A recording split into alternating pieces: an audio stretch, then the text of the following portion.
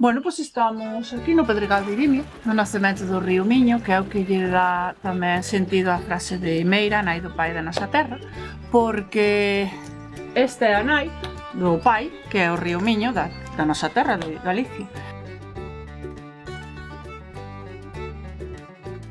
E o que é a morena do Pedregal, ven desde arriba, desde a serra, desde a mitad da falda da serra, fai como unha especie de embudo, vai recollendo a auga de toda esa zona, vai na filtrando por debaixo das pedras, das cuarcitas que vemos aquí, que se foron creando no desxeo, vaise desconxelando a serra, o xeo, e vais arrastrando a zona de desaugue, a zona de embudo, onde vai saindo esa auga. Entón vaise concentrando eses grandes bloques de cuarcita que temos agora. A auga corre por debaixo deles e ao fondo, onde está a carretera, onde están as árbores, é onde sai a auga á superficie.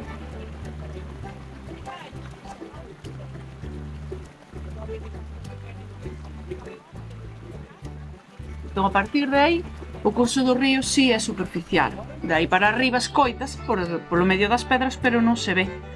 De feito, hai moita lenda en torno a este lugar precisamente por eso, porque sempre as cousas que non se ven sempre crean misterio, entón iso de non ver a auga que vai polo medio das pedras ou escondido, pois sempre dá lugar a moitas lendas.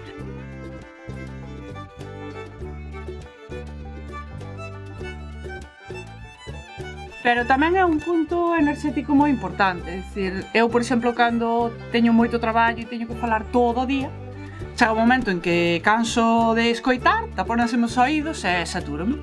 Ves aquí o Pedregal, sentome ali nunha pedra debaixo dun salgueiro, pasaseche todo.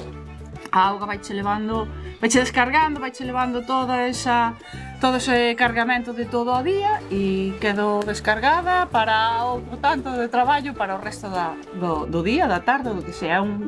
É un sitio moi relaxante, moi agradable e é unha visita obrigada para calquera galego, obviamente.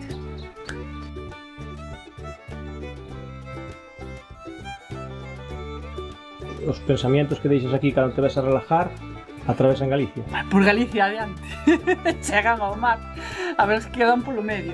No, máis que o que son os pensamentos é ese ruído que vai por debaixo dos pés, que é monótono, que é un fluir. Ti ves que a auga que pasa agora mismo por aquí, por diante de ti, continúa, segue e marcha. É dicir, e iso é o que é a tua vida, é dicir, as cousas chegan, pasan e marchan. Non quedan perpetuamente, non hai nada que quede perpetuamente, nin nós. Entón, ves que ese fluir é realmente o que é a tua vida. Entón, por moi cargado que esteas nun momento, por unha situación complicada que teñas nun momento, vai pasar. É dicir, eso vai continuar fluindo. Entón, parece que o deixas marchar máis a gusto, que ves unha solución, que ves que vai a rematar nalgún momento. Pero tamén as cousas boas veñen, duran un tempo e van a marchar. Entón, aproveitas mentras che pasan por diante porque logo van a marchar.